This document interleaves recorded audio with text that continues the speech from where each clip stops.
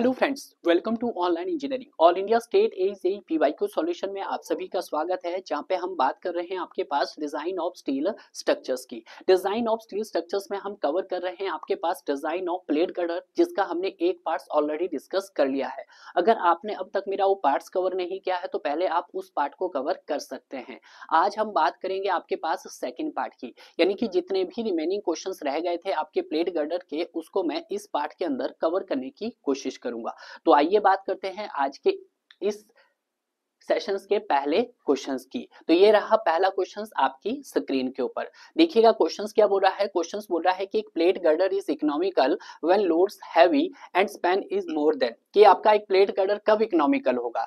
पहले तो तब होगा सर जब उसका क्या होगा सर, वेट मिनिमम होगा। पहला पॉइंट तो आपको ये ध्यान रखना है। प्लेट गर्डर आपका इकोनॉमिकल कब होगा सर? तब होगा if wait is minimum. If weight of plate girder, जब आपका वेट ऑफ प्लेट गर्डर क्या होगा? गर्डर मिनिमम होगा। Girder is minimum. तो उस कंडीशन में हम क्या बोलेंगे अपनी प्लेट को सर? एज ए इकोनॉमिकल बोलेंगे। बिल्कुल सही, पहला पॉइंट। और सेकंड पॉइंट आप सभी जानते हैं कि जब आपका डेप्थ ऑफ प्लेट गर्डर्स क्या हो सर? इकोनॉमिकल हो, तो उस कंडीशन में हमारे पास इकोनॉमिकल डेप्थ निकालते हैं हम, जो मैंने प्रीवियस पार्ट्स में आपको बताया था। क्लियर है कि जो सर मेरे पास economical depth of plate girder जो रहता है, इसके लिए मैंने दोनों केस आपको कंडीशंस बताई थी। ठीक है, पहली कंडीशंस क्या कि जब आपका प्लेट गर्डर क्या हो सर? रिवेटेड और बोल्टेड कनेक्शंस हो। First case, case number first कि इफ क्या हुआ कि इफ कि जो हमारे पास क्या है रिवेटेड और कौन सा कनेक्शन हो सर? आपके पास बोल्टेड कनेक्शन हो। बोल्टेड कनेक्शन हो तो उस कंडीशन में देखिएगा रिवेटेड और बोल्टेड कनेक्शंस में जो रहेगा मेरे पास ये रहेगा sir D is equal to 1.1 root M. M क्या है? Maximum bending moment into sigma B permissible bending stress into thickness of the web. ये फॉर्मूला याद रखना आपका। और दूसरा केस आता है कि इफ वेल्डेड कनेक्शंस हो। इफ जब मेरे पास क्या हो? वेल्डेड कनेक्शन हो। क्लियर हो? तो जब मेरे पास सर वेल्डेड कनेक्शंस की बात की जाए तो उस कंडीशंस में मेरे पास जो डेप्थ रहता है इकोनॉमिकल, वो 5.3 times root M by sigma B into T रहता है। क्लियर है? ये मैंने सारे के सारे आपको फॉर्मूलेस प्रीवियस पार्ट्स के अंदर भी बताए थे और यहाँ पे हमने फिर से रिवाइज कर दिया है। और आज ये कंसेप्ट भी क्लियर हो गया कि सर इसको इकोनॉमिकल क्यों बोला जाता है। इकोनॉमिकल तब बोला जाएगा जब आपके प्लेट गर्डर का वेट क्या हो? कम से कम हो। बट यहाँ पे अगर जब प्लेट गर्डर्स की जो बात करते हैं, प्लेट गर्डर का जो वेट होता है वो क्या होता है? बहुत ज्यादा होता है। अब जब वेट बहुत ज्यादा होगा तो उसका फैब्रिकेशन कॉस्ट भी क्या रहेगा सर? हाई रहेगा। तो सबसे बड़ी जो ड्रॉबैक्स है ना आपके प्लेट गर्डर की यही है। एक तो सर उसका क्या है? हाई कॉस्ट ऑफ फैब्रिकेशन है, और दूसरा सर वेट बहुत ज्यादा है। क्लियर है? बिल्कुल सही। तो ये आपको क्लियर हो गया होगा। बिल्कुल। अब यहाँ पे आपको ध्यान रखना कि अगर आपने क्या किया है सर, अगर आपने रिवेटेड और बोल्टेड कनेक्शन किया है तो उस कंडीशन में आपका स्पैन कहां तक जा सकता है? तो उस कंडीशन में हमारा स्पैन जो जा सकता है, स्पैन जो जा सकता है, यहाँ पे लिखिएगा स्पैन की कंडीशन। स्पैन जो रहेगा वो आपके पास 15 मीटर टू 30 मीटर्स के बीच में रहेगा। ठीक है, कहां से कहां तक जा सकता है सर? 15 से 30 मीटर तक जा सकता है स्पैन लेंथ। बट जब हम बात करते हैं वेल्डेड कनेक्शंस की, तो वेल्डेड कनेक्शन में जो मेरा स्पैन जा सकता है वो आपके पास अप टू कितना जा सकता है? 100 मीटर तक जा सकता है। क्लियर है? बिल्कुल सही। क्योंकि अगर हम बात करते हैं प्लेट गर्डर्स की, अगर आप क्या कर रहे हैं लॉन्ग स्पैन में उसका यूज कर रहे हैं, अगर तो रिवेटेड और बोल्टेड कनेक्शन है तो हमारा स्पैन लेंथ जा सकता है 15 से 30 मीटर तक। बट अगर हम बात कर रहे हैं वेल्डेड की तो हम ले जा सकते हैं कितना सर? 100 मीटर। बट उसने बोला है कि are heavy loads span is more than, तो स्पैन आपका क्या होना चाहिए? 15 मीटर से तो ज्यादा ही होना चाहिए। ठीक है, 15 मीटर से तो क्या होना चाहिए? ज्यादा ही होना चाहिए। 15 से 30 मीटर का रहेगा रिवेटेड और बोल्टेड के लिए, और अगर हम बात करते हैं वेल्डेड के लिए तो वेल्डेड के लिए रहेगा 100 मीटर।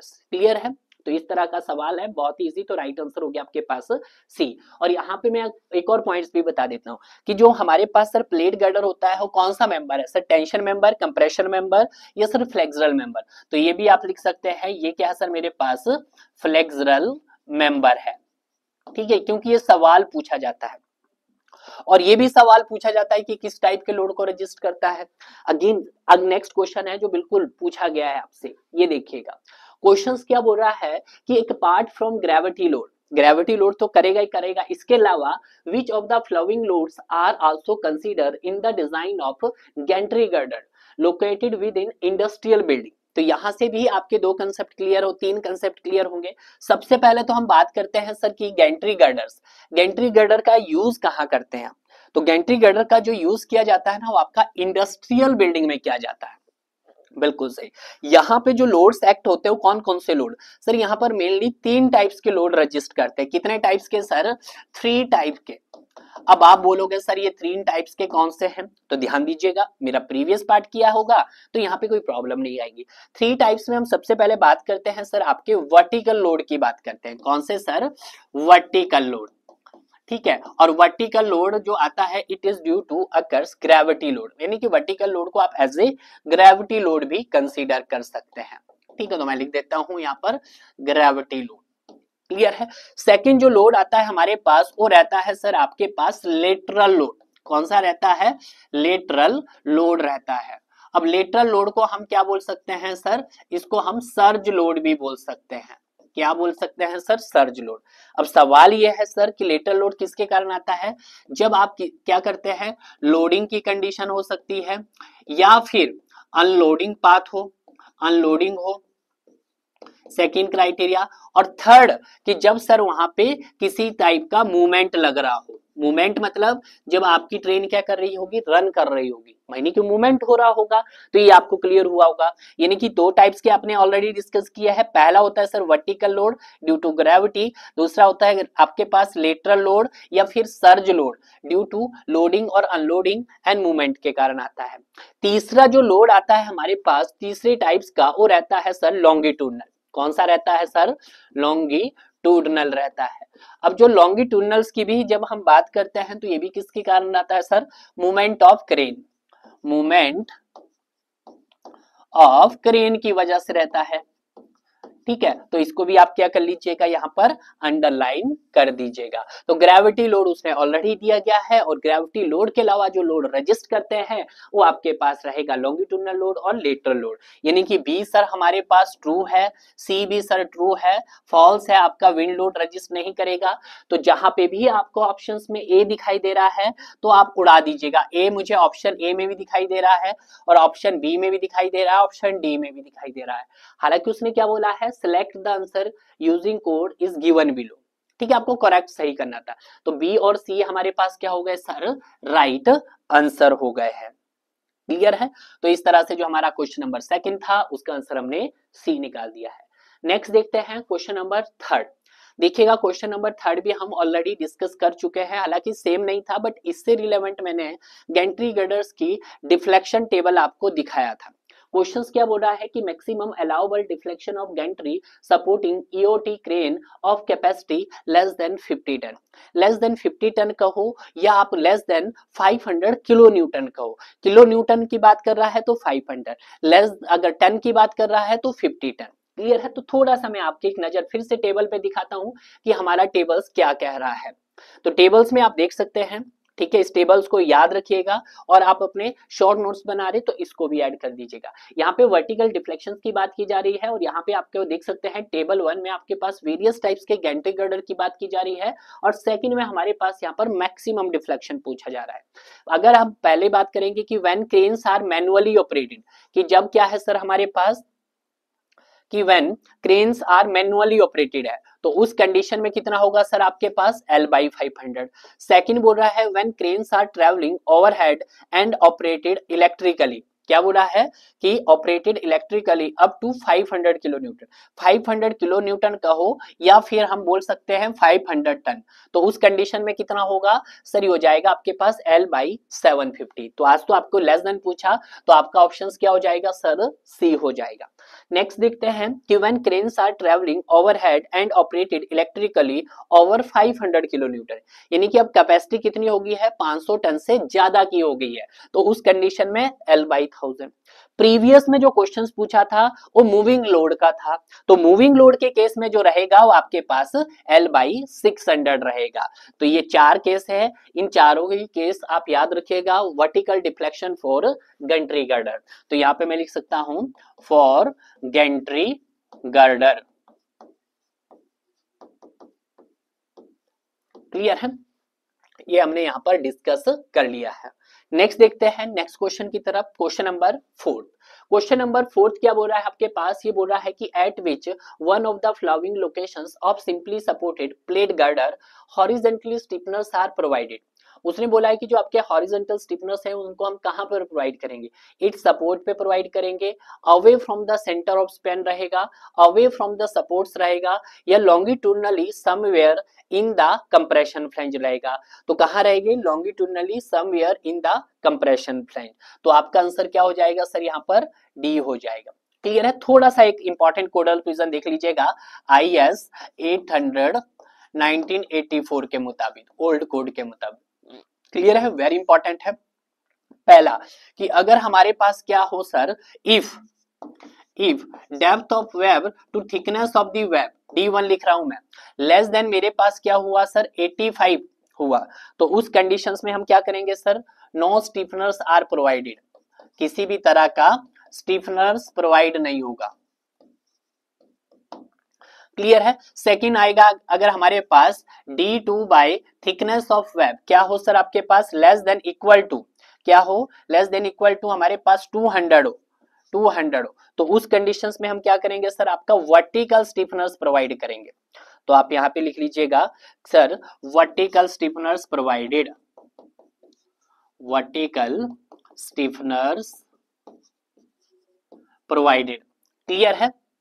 और अगर आपका क्या हुआ सर, यही less than equal to, same case अगर D2 by thickness of web less than equal to 250 हुआ, तो वहां पर आपके दो स्टिफनर्स रहेंगे, कौन कौन से सर, आपका vertical stiffeners with horizontal stiffeners. तो वहां पे sir vertical stiffener, stiffeners with horizontal स्टिफनर्स।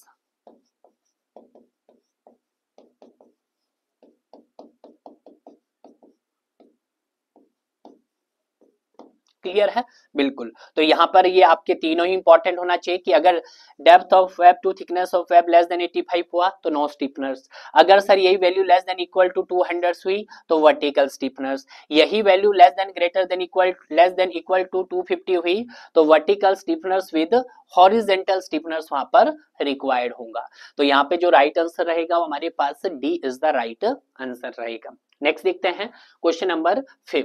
Question number 5 क्या बोल रहा है कि where is tongue plates provided in a steel girder, कि जो आपका टंग प्लेट होता है वो कहां पे प्रोवाइड किया जाता है, lower the lower end of the web only, upper flange and lower flange, C बोल रहा है the upper end the web only, D बोल रहा है the upper end lower end of the web, web के दोनों तरफ। देखिएगा अगर मैं ध्यान की आप दूं, एक प्लेट फ्लैंज आपका ये है और ये सर आपका वेब है, ठीक है, क्लियर है, ये आ गया। अब देखिएगा अगर हम बात करते हैं टंग प्लेट, जो टंग प्लेट्स होगी ना आपके पास, उसको कहां पे प्रोवाइड करेंगे हम सर, उसको वेब के टॉप में भी प्रोवाइड किया जाएगा कुछ इस तरह से, आप देख सकते हैं कुछ यहाँ पे भी प्रोवाइड किया जाएगा और कुछ बॉटम पे भी वेब के प्रोवाइड किया जाएगा। तो ये चीज ध्यान रखना आपने, the upper and and lower end of the web. तो आपका राइट आंसर क्या हो गया सर, डी इसका राइट आंसर हो गया है। क्लियर है। नेक्स्ट देखते हैं क्वेश्चन नंबर 6। क्वेश्चन नंबर 6 क्या बोल रहा है, एज पर IS 800 in case of plate girder with the vertical and horizontal stiffener the greater and lesser unsupported clear dimension. आपको क्या बतानी है, greater and lesser unsupported clear dimensions of है web panel in terms of web TW should not exceed respectively. तो अगर हम बात करते हैं यहाँ पर lesser clear panel dimension, laser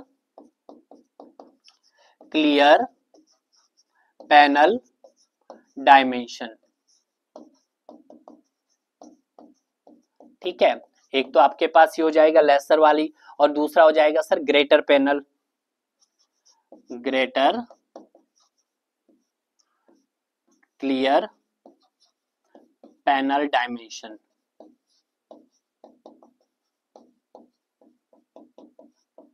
ठीक है, इन दोनों के रिस्पेक्ट में बात करते हैं। लेसर की बात करते हैं सर, तो किससे ज्यादा नहीं होना चाहिए सर, शुड, लेसर मतलब should not be more than 180 T से ज्यादा नहीं होना चाहिए। ग्रेटर की बात तो किससे ज्यादा नहीं होना चाहिए सर, 270 टी से ज्यादा नहीं होना चाहिए थिकनेस ऑफ वेब। ठीक है, तो यहाँ पे इसने पहले बात की सर ग्रेटर की, तो ग्रेटर के लिए कितना रहेगा सर आपके पास, ग्रेटर के लिए 270, तो यहाँ पे 270, और लेसर के लिए कितना रहेगा सर आपका 180। तो यहाँ पे जो मुझे राइट आंसर देखने को मिल रहा है वो आपके पास कौन सा हो जाएगा सर, सी हो जाएगा। यहाँ पे इसका उल्टा भी दे सकता है, ग्रेटर की जगह पहले लेसर दे सकता था और बाद में ग्रेटर, बट ध्यान दीजिए उसने ग्रेटर और लेसर बोला है, जब ग्रेटर और लेसर बोला तो 270 और 180 होगा। क्लियर है, यस सर। नेक्स्ट देखते हैं क्वेश्चन नंबर 7। क्वेश्चन नंबर 7 क्या बोल रहा है, the effective height of bearing स्टिफनर्स।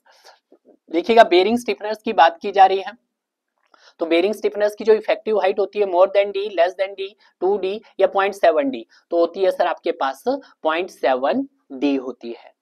Clear है। नेक्स्ट देखते हैं क्वेश्चन नंबर 8। क्वेश्चन नंबर 8 क्या बोला है कि horizontal stiffeners in plate girders are used to, किसके लिए यूज करते हैं हम हॉरिजॉन्टल स्टिफनर्स, पहला बोला है increase the bending strength of the web, नहीं सर बेंडिंग स्ट्रेंथ को नहीं करता, increase the shear capacity of the web, no sir, prevent the local buckling of the flange, नहीं सर फ्लैंज में कोई लोकल बकलिंग रजिस्ट्री नहीं करती है। लोकल बकलिंग का क्राइटेरिया आता कहाँ है सर आपका, वेब के केस में आता है, क्योंकि वेब का जो मेंबर होता है वो सिलेंडर होता है, मेंबर जब सिलेंडर होता है तो उसके लिए हम कौन सा चेक करते हैं सर, आपका depth to thickness of web ratio check करते हैं, उसी के रिस्पेक्ट में हम क्या लगाते हैं सर, आपका स्टीफनर्स प्रोवाइड करते हैं। तो यहाँ पे आएगा answer prevent the local buckling of the web, तो आपका जो राइट आंसर हो जाएगा वो सर आपका कौन सा हो जाएगा सर, डी हो जाएगा। और इसके लिए क्या करना पड़ेगा सर आपको, टू सेटिस्फाई द, देखिएगा अगर आपको हॉरिजॉन्टल स्टिफनर और प्लेट गर्डर को क्या करवाना है, सेटिस्फाइड करवाना है, सेटिस्फाइड, तो उसके लिए depth to thickness of the web ratio आपको क्या करना पड़ेगा सर, चेक्ड करना पड़ेगा, जो मैंने आपको अभी प्रीवियस के केस में भी बताया था। ठीक है, तो उसके लिए आप ये चीज चेक कर सकते हैं। क्लियर है, यस सर।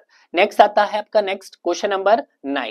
क्वेश्चन नंबर 9 क्या बोल रहा है कि horizontal stiffener in steel plate girders are provided at to safeguard, किसकी बात की जा रही है आपके पास यहाँ पर, हॉरिजॉन्टल स्टिफनर्स। अब देखिएगा जब हम हॉरिजॉन्टल स्टिफनर्स की बात करते हैं ना, तो हॉरिजॉन्टल स्टिफनर्स को आप एज ए लॉन्गिट्यूडनल स्टिफनर्स भी बोलते हैं, क्या बोल सकते हैं सर, लॉन्गिट्यूडनल स्टिफनर्स भी बोल सकते हैं, ये बात भी आपको ध्यान करना है। अब देखिएगा ये क्या करता है सर, आपके बकलिंग को रजिस्ट करता है, पहला बोला है compression buckling of the web plate, बिल्कुल सही, क्योंकि जब हम आई सेक्शंस की बात करेंगे ना तो आई सेक्शन ऊपर से लोड लगेगा तो मेंबर्स क्या करेंगे, आपका कंप्रेस करने की कोशिश करेगा। ठीक है, तो आई सेक्शंस में क्या होगा सर, टॉप में आपका फ्लैंज होगा और आपका इन मिड पे क्या होगा सर, आपका वेब, बॉटम में फिर से आपके पास कंप्रेशन फ्लैंज लगा होगा, तो यहाँ पे किसको रजिस्ट करेगा सर, वो आपका compression buckling of the web plate को। तो आपका जो राइट आंसर हो जाएगा वो हमारे पास क्या हो जाएगा सर, डी ए इसका राइट आंसर हो जाएगा। Question number 9। क्वेश्चन नंबर 10 देखते हैं। क्वेश्चन नंबर 10 क्या बोल रहा है, in a plate girder the shear force in the girder at any section is taken by up, देखिएगा यहाँ पे किसकी बात की जा रही है, शेयर फोर्स की, और प्लेट गर्डर में भी हम जो सेक्शन का एनालिसिस करते हैं जो सिंपली सपोर्टेड बीम के साथ, वो किसका करते हैं सर, आई सेक्शन का करते हैं। अब जो आई सेक्शन होता है वो आपका फ्लैंज भी होता है, उसमें वेब भी होता है, बट जब बात करते हैं हम फ्लैंज की, तो फ्लैंज किसको रजिस्ट करता है सर, बेंडिंग मोमेंट को, वेब किसको रजिस्ट करता है, आपके शेयर फोर्स को रजिस्ट करता है, यानी कि take a part of flange किसको रजिस्ट करता है, bending moment, take a part of web resist करता है आपकी शेयर फोर्स को। तो यहाँ पे बोल रहा है web only, the flange only, the part of web shear force को रजिस्ट करता है, वेब और पार्ट ऑफ फ्लैंज आपके बेंडिंग को रजिस्ट करता है। तो यस सर, तो अगर हम बात करते हैं यहाँ पर तो आपका आंसर क्या हो जाएगा sir, C is taken by part of web और पार्ट ऑफ फ्लैंज। देखिएगा आप जब हम सेक्शन बना रहे हैं यहाँ पे आई सेक्शन, तो आप कुछ इस तरह से दिखिएगा, ठीक है ये, तो यहाँ पे इसको देखिएगा किसके साथ हम कनेक्ट करते हैं कुछ यहाँ पर, ठीक है, और यहां से भी इसको कुछ इस तरह से कनेक्ट करते हैं, ठीक है। तो कुछ पार्ट्स तो आपका रजिस्ट कर रहा है, कौन सा सर, इसका फ्लैंज रजिस्ट कर रहा है, और कुछ पार्ट सर इसका कौन रजिस्ट कर रहा है, आपका वेब रजिस्ट कर रहा है। वैसे अगर वेब की बात करते हैं सर, मोर देन 80 to 90% किसको रजिस्ट करता है, शेयर फोर्स। और अगर फ्लैंज की बात करते हैं तो ये भी सर 80 से 90% आपका किसको रजिस्ट करता है सर, आपका बेंडिंग मोमेंट को रजिस्ट करता है। हालांकि तो बोलेंगे कि सर इसका आंसर क्या होगा, वेब होगा। देखिएगा वेब तो करता है, बिल्कुल सही है, बट बोला है कि plate girder the shear force in the girder at any section is taken by up part of web and part of ways. कुछ पोर्शंस क्या रहता है आपका, मतलब आपके फ्लैंज के साथ भी रजिस्ट कर जाता है वेब का, ठीक है। तो कुछ पार्ट में आपका क्या रहेगा, शेयर रहेगा, और कुछ पार्ट्स में आपका क्या रहेगा सर, बेंडिंग मोमेंट रहेगा। क्लियर है। नेक्स्ट देखते हैं क्वेश्चन नंबर 11। क्वेश्चन नंबर 11 क्या बोल रहा है आपके पास, in a plate girder design rivet connecting the flange angles. देखिएगा जो आपका फ्लैंज एंगल है और फ्लैंज प्लेट्स है वो किससे कनेक्टेड है सर, आपका सर वो कनेक्टेड है सर हमारे पास रिविट से, यानी कि सिंगल रिविट से कनेक्टेड है। तो उसको डिजाइन किया जाएगा बेंडिंग स्ट्रेस के लिए, या सिंगल शेयर के लिए, या डबल शेयर के लिए, या बेंडिंग एंड शेयर। उसने सिर्फ रिविट्स बोला है, ठीक है। तो किसके लिए किया जाएगा सर, उसको सिंगल शेयर के लिए किया जाएगा आपके पास। किसके लिए सर, सिंगल शेयर। नेक्स्ट देखते हैं क्वेश्चन नंबर 12। क्वेश्चन नंबर 12 क्या बोल रहा है आपके पास कि what is the objective providing the intermediate vertical stiffeners in plate girder. तो इंटरमीडिएट वर्टिकल स्टिफनर्स अगर प्लेट गर्डर की बात करते हैं तो क्या करते हैं सर, आपको to prevent the web buckling. तो पहला बोला है ट्रांसफर करता है कंसंट्रेटेड लोड को without any load stresses, no sir. Eliminate करता है वेब बकलिंग को, नहीं वेब बकलिंग को। दूसरा बोला है preventing excessive mid span deflection को, no sir. Eliminate the local buckling. तो अगर हम बात करते हैं वर्टिकल तो ये क्या करता है, एलिमिनेट करता है सर आपके किसकी, लोकल बकलिंग को, सॉरी वेब बकलिंग को। तो यहाँ पे आ जाएगा सर आपका वेब बकलिंग। और अगर हम बात करते हैं इसी की वर्टिकल स्टिफनर, इंटरमीडिएट वर्टिकल स्टिफनर्स, जो यहाँ पर मिनिमम स्पेसिंग होती should not be less than, किससे कम नहीं होनी चाहिए, 0.33। और एक्स मैक्सिमम की बात करते हैं तो किससे ज्यादा नहीं होनी चाहिए सर, 1.5 डी से ज्यादा नहीं होनी चाहिए। तो ये दोनों ही कोडल फ्रिजन भी आप क्या रख सकते हैं, याद रख सकते हैं। नेक्स्ट देखते हैं क्वेश्चन नंबर 13। क्वेश्चन नंबर 13 क्या बोल रहा है कि which vertical stiffener is placed on the middle of plate girder. कि प्लेट के मिडल में आपने कोई वर्टिकल स्टिफनर्स प्रोवाइड किया तो उसको हम क्या बोलते हैं, as a intermediate vertical stiffeners बोलते हैं। उनका काम क्या है, ट्रांसफर करना concentrated load, no sir. To prevent the web buckling या to prevent the local buckling, नहीं सर लोकल बकलिंग नहीं होगा, to prevent the web buckling होगा। तो आपका B is the right answer. Question number 13 हो गया। क्वेश्चन नंबर 14 कि an element used to retain और prevent the out of plane deformation plate is referred as. तो किसको रेफर करेंगे सर, हम स्ट्रट को करेंगे, स्टिफनर्स को करेंगे, या पर्लिन्स या राफ्ट्स को।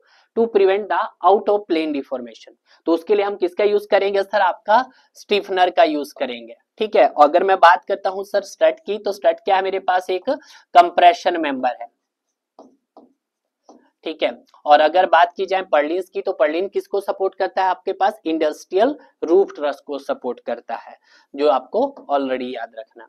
नेक्स्ट देखते हैं क्वेश्चन नंबर 15। क्वेश्चन नंबर 15 क्या बोल रहा है कि stiffener used in plate girder avoid the buckling of the web plate, reduce the shear stress, reduce the compressive stress, या टेक द बेरिंग स्ट्रेस। तो इसका आंसर क्या हो जाएगा सर, ए। सिंपल है भाई, अवॉइड करता है किसको, बकलिंग ऑफ वेब प्लेट को। Next question number 16। Question number 16 क्या बोल रहा है, under a normal dead load live load at the bottom member of simply supported lattice. Lattice का मतलब क्या है यहाँ पर, लेटिस का मतलब है बिल्ट अप सेक्शन। लेटिस का मतलब है सर यहाँ पर बिल्ट अप सेक्शन। ये बात ध्यान रखना आपने कि जो बिल्ट अप सेक्शन होता है आपका girder is subjected to tension या कंप्रेशन। देखिएगा जब आपका लोड लग रहा है तो प्लेट में क्या आएगा सर, आपके पास कंप्रेशन आएगा। जैसे सपोज करो ये पेन है, ये प्लेट है, और इसके ऊपर दोनों से तरफ से क्या लग रहा है, डेड लोड और लाइव लोड लग रहा है। तो उस कंडीशंस में यहाँ पे क्या आएगा सर, आपका कंप्रेशन आएगा। तो आपका it is subjected to compression force only. Clear है। Next question number 17। Question number 17 क्या बोल रहा है कि in plate girder vertical stiffness are required when the ratio of clear depth of web D दे दिया गया है और थिकनेस आपके पास टी दे दिया है। तो इसके लिए मैंने आपको अभी बताया था IS 800 1984 का कोड, ठीक है। तो यहाँ पे सबसे पहले रहता है कि अगर मेरे पास depth of the web to thickness of web क्या रहता है सर, लेस देन 85, तो उस कंडीशन में नो स्टिफनर्स रिक्वायर्ड। तो यही बताया सर हमने, नो स्टिफनर्स।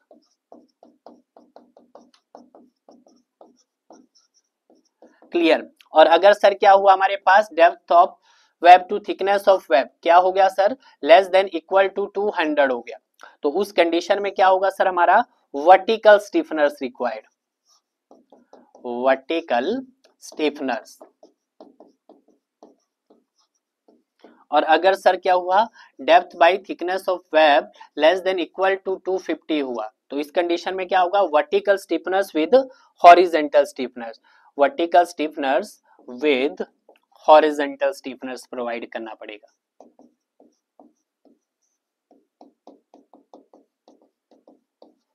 क्लियर है, तो ये फंडा आपका क्लियर हो जाना चाहिए। तो यहाँ पे अगर मैं राइट आंसर की बात करता हूं तो कब नीडेड होगा, जब sir depth to thickness of web more than 85 होगा। तो ये सारे के सारे जो आपके पास इंपॉर्टेंट बताए हैं, इसलिए बार बार करवा रहा हूं ताकि आपका क्वेश्चंस में कोई मिस्टेक ना करो आप, ठीक है। Yes sir. नेक्स्ट देखते हैं क्वेश्चन नंबर 18। क्वेश्चन नंबर 18 क्या बोल रहा है आपके पास कि plate girder steel plate are placed at the top and bottom plate enhance the. तो जो बॉटम प्लेट इनहांस किसके लिए, टॉर्जनल स्टिफनेस के लिए, शेयर स्टिफनेस के लिए, या फ्लेक्सुरल स्टिफनेस के लिए, सर हमारा फ्लेक्सुरल स्टिफनेस के लिए। और अगर हम बात करते हैं आपके सर प्लेट गर्डर की, तो प्लेट गर्डर क्या रहता है सर हमारे पास, एक प्रकार का फ्लेक्सुरल मेंबर है। फ्लेक्सुरल मेंबर का मतलब समझते हैं, बेंडिंग मेंबर है। कौन सा सर, बेंडिंग मेंबर। क्लियर है, यस सर। नेक्स्ट देखते हैं क्वेश्चन नंबर 19। क्वेश्चन नंबर 19 क्या बोला है, minimum spacing of vertical stiffener in plate girder. मैंने आपको पहले भी बताया था, एस मिनिमम मैंने आपको बताया है, S minimum should not be less than 0.33 D, इससे कम नहीं होना चाहिए। और एस मैक्सिमम किससे ज्यादा नहीं होना चाहिए सर, 1.5 डी से ज्यादा नहीं होना चाहिए, ठीक है। तो यहाँ पे मैंने ये भी बताया था, और हाइट भी बताई थी, हाइट ऑफ बेरिंग स्टिफनर्स भी मैंने अभी डिस्कस किया है, हाइट ऑफ बेरिंग स्टिफनर्स, ठीक है। तो हाइट कितनी रहनी चाहिए सर, 0.7 टाइम्स डी रहनी चाहिए। तो ये इंपॉर्टेंट है जो आपको इस तरह के क्वेश्चंस पूछे जाते हैं। तो यहाँ पे जो राइट आंसर हो गया आपके पास, मिनिमम पूछा तो 0.33 डी, इससे कम नहीं होनी चाहिए। नेक्स्ट देखते हैं क्वेश्चन नंबर 21 क्या बोल रहा है कि flange splices in plate girder is subjected to, किसकी बात कर रहा है सर, वो फ्लैंज स्प्लाइसेस की बात कर रहा है, क्वेश्चन नंबर 20। तो अगर हम बात करते हैं सर, फ्लैंज स्प्लाइसेस क्या करता है, to increase the length of flange. जिस तरह से हम कॉलम स्प्लाइसेस का यूज करते हैं, उसी तरह से हम फ्लैंज स्प्लाइसेस का यूज भी करते हैं। देखिएगा, स्प्लाइसेस की अगर हम बात करते हैं, तो स्प्लाइसेस आप एज ए फ्लैंज स्प्लाइसेस होता है, और एक आपका वेब स्प्लाइसेस होता है। क्या होता है सर हमारे पास, एक फ्लैंज स्प्लाइसेस होता है, और एक सर हमारे पास वेब स्प्लाइसेस होता है, ठीक है। फ्लैंज स्प्लाइसेस का काम भी क्या है sir, to increase the length of flange. तो इसका मतलब है to increase the length of flange, increase the length of flange, ठीक है। और अगर हम बात करते हैं वेब स्प्लाइसेस का, तो इसका भी काम क्या है, increase the length of, increase the length, increase the length of web splices, web splices या web, increase the length of flange और इंक्रीज द लेंथ ऑफ आपके पास फ्लैंज। एक ने फ्लैंज की लेंथ को इंक्रीज किया तो उसको हम फ्लैंज स्प्लाइसेस बोलेंगे। क्या बोलेंगे सर, फ्लैंज स्प्लाइसेस बोलेंगे। और जिसने वेब की लेंथ को इंक्रीज किया उसको हम वेब स्प्लाइसेस बोलेंगे। अब सवाल यह है कि जो आपका फ्लैंज स्प्लाइसेस है वो किसको रजिस्ट करता है। क्लियर है, अगर हम बात करते हैं फ्लैंज स्प्लाइसेस की, तो ये रजिस्ट करता है सर हमारे किसको, एक्सियली फोर्स ओनली को। किसको रजिस्ट करता है सर, आपका एक्सियली फोर्स को ओनली। और अगर हम बात करते हैं सर आपके पास किसकी, सर वेब स्प्लाइसेस को, तो ये सर आपका shear force and bending moment दोनों को रजिस्ट करता है। क्लियर है, तो यहाँ पे जो मेरा राइट आंसर हो जाएगा वो क्या हो जाएगा सर, एक्सियली फोर्स ओनली हो जाएगा। क्लियर है, यस सर। नेक्स्ट देखते हैं क्वेश्चन नंबर 21। क्वेश्चन नंबर 21 क्या है कि bearing stiffener in plate girders are provided. Bearing stiffeners कहाँ पे प्रोवाइड किए जाते हैं? सपोर्ट पे प्रोवाइड किए जाते हैं, और बेरिंग स्टिफनर्स की जो हाइट होती है वो 0.7 डी होती है। ये भी हमने अभी डिस्कस किया है, ठीक है। Next question number 22। Question number 22 क्या बोल रहा है आपके पास? 22 बोल रहा है the plate girder web plate is connected to flange plates by fillet welding. The size of fillet weld is design to safely resist. जो आपका फिलेट वेल्ड हो किसके लिए डिजाइन किया जाएगा? पहला बोला है bending stress in the flange, no sir. The horizontal shear force between the flange and the web plate, बिल्कुल। वो किसके लिए डिजाइन किया जाएगा फिलेट वेल्ड? कि कुछ हॉरिजॉन्टल शेयर फोर्स के लिए डिजाइन किया जाएगा और आपके वेब प्लेट, तो यानी कि बी इसका क्या हो गया सर? राइट ऑप्शन हो गया है। क्लियर है। नेक्स्ट देखते हैं क्वेश्चन नंबर 23। क्वेश्चन नंबर 23 क्या बोल रहा है कि why intermediate transfer stiffeners are provided. क्यों प्रोवाइड किया जाता है? टू इंक्रीज द स्ट्रेंथ, पहले तो स्ट्रेंथ को इंक्रीज करने के लिए, और टू प्रिवेंट द आपके पास वेब बकलिंग के लिए। तो अगर हम बात करते हैं क्यों प्रोवाइड किया जाता है, सबसे पहले तो आंसर आएगा sir increase the strength, increase the strength, strength of web, और sir to prevent the, to prevented the, to prevent the web buckling. ठीक है ये बात। तो पहला बोला है to reduce the panel aspect ratio, yes sir, ये भी आप लिख सकते हैं, to reduce the panel aspect ratio.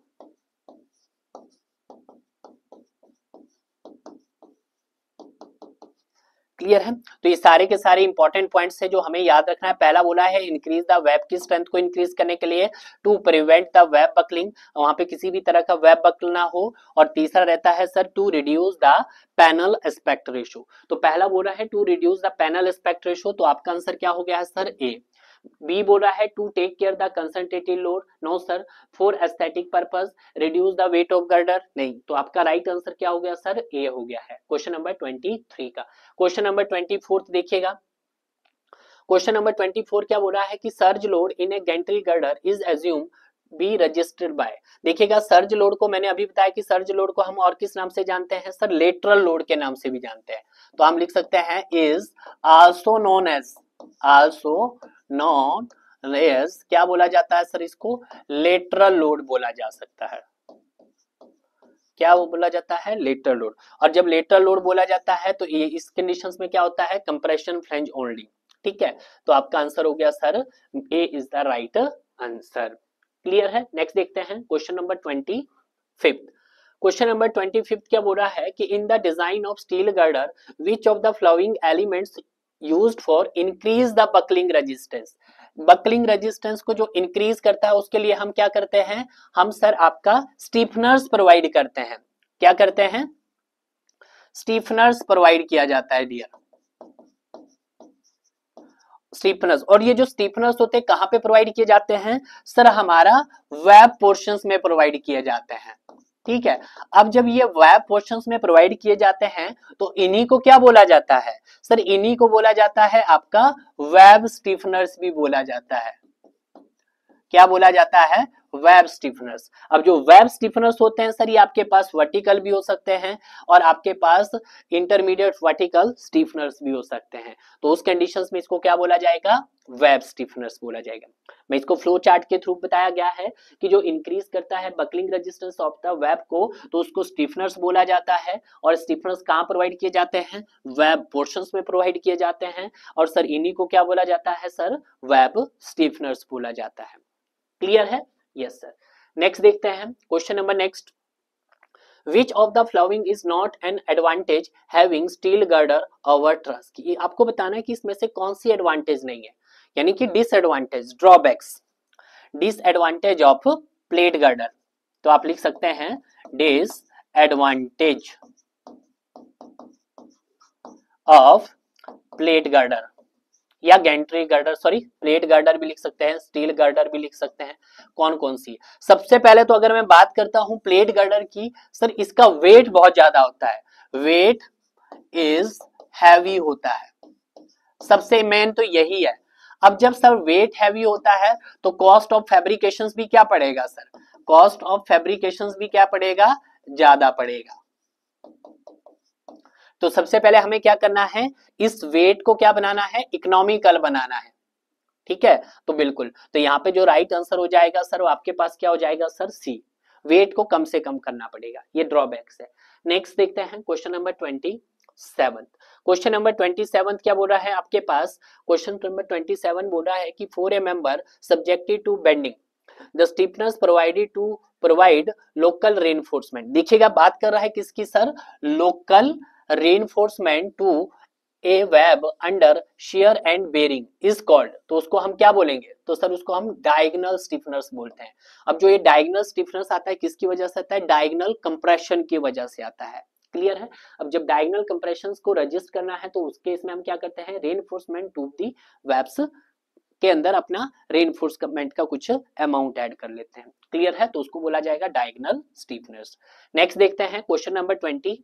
Question number 28 क्या बोल रहा है, रिपीटेड क्वेश्चन है कि एक plate girder the web plate is connected to flange plate by fillet weld is design to safely resist. किसको रजिस्ट करेगा, horizontal shear force between flange and the web plate, यानी कि सी आपके पास क्या हो गया सर, राइट। रिपीटेड क्वेश्चन है। नेक्स्ट देखते हैं क्वेश्चन नंबर 29 क्या बोल रहा है कि any major beam in a structure is known as. तो एनी मेजर बीम तो उसको क्या बोलेंगे, सिंपल सा मतलब है उसको सर गर्डर ही बोलेंगे, बिल्कुल।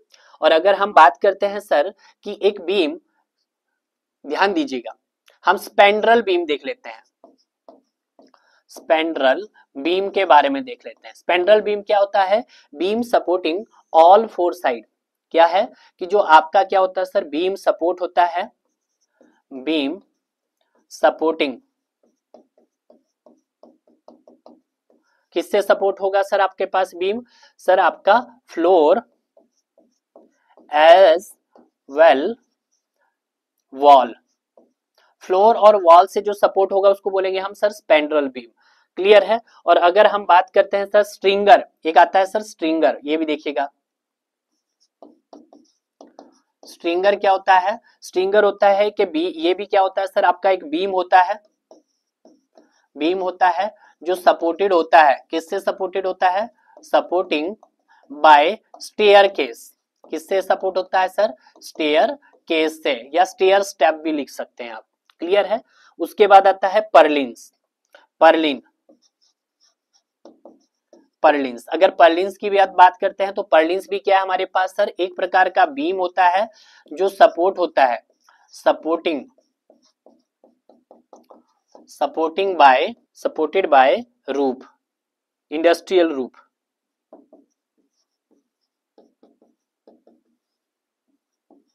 Industrial roof truss.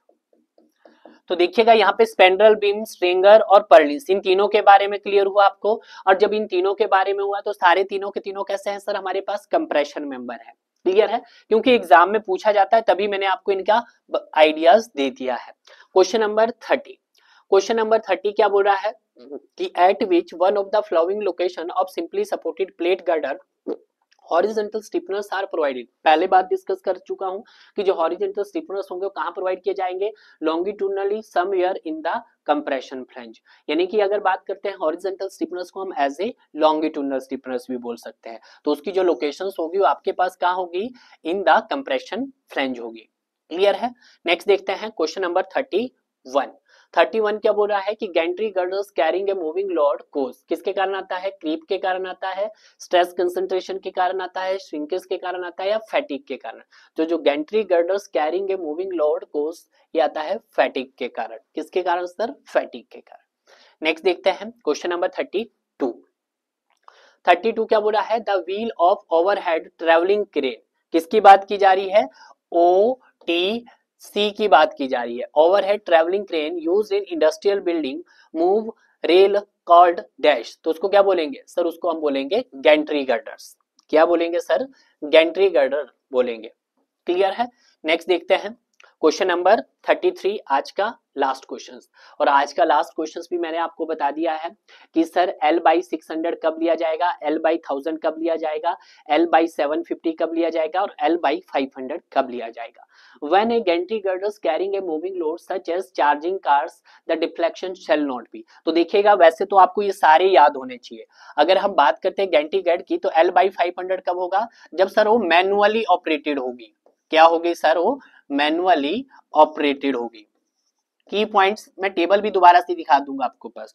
और अगर हम बात करते हैं सर नेक्स्ट, सर L/1000 कब होगा, जब आपके पास कैपेसिटी कितनी होगी, जब सर कैपेसिटी मेरे पास मोर देन 500 किलो न्यूटन होगी या फिर 500 टन होगी। ये की पॉइंट्स। सर L/750 कब होगा, जब सर कैपेसिटी आपके पास कैपेसिटी क्या हो, capacity sir less than 500 kilo Newton हो या फिर 50 टन हो। क्लियर है, बिल्कुल। सर L/600 कब, सर ये कब होगा, जब हमारे पास चार्जिंग कार यानी कि मूविंग क्रेन की बात की जा रही है।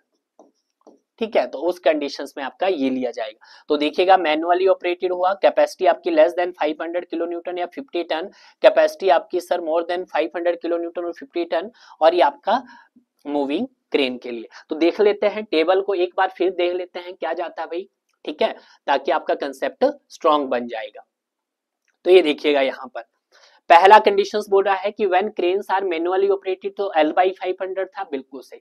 दूसरा है when cranes are travelling overhead and operated electrically up to 500 kilo newton, तो स्पैन बाय कितना था सर, 750 था। तीसरा बोल रहा है केस कि when cranes are travelling overhead and operated electrically over 500 kilo newton, over 500 kilo newton 50 ton, तो L/1000 बिल्कुल। लास्ट में था other moving load such as charging car. जैसे मूविंग लोड में आता है जैसे आपके पास क्रेन का मूव होना और दूसरा आपके पास चार्जिंग कार्स का मूव होना। तो देखिएगा सारे के सारे केसेस हमने यहाँ पे बहुत अच्छे से डिस्कस कर लिए हैं। तो जो भी सवाल आपके किससे सर प्लेट गर्डर या गैंट्री गर्डर से पूछे गए थे उनको हमने 2 सेशंस के अंदर कंप्लीट करने की कोशिश की है डियर। अगर आप इन दोनों ही सेशंस को बहुत अच्छे से कवर कर सकते हो तो मुझे नहीं लगता है कि कोई भी क्वेश्चन का आंसर आप स्किप करोगे डियर। मिलते हैं हम आपको नए वीडियोस में। जब तक मैं आपका नया वीडियो लेकर आता हूं तब तक आप इसी तरह से पढ़ते रहिए डियर और आगे बढ़ते रहिए।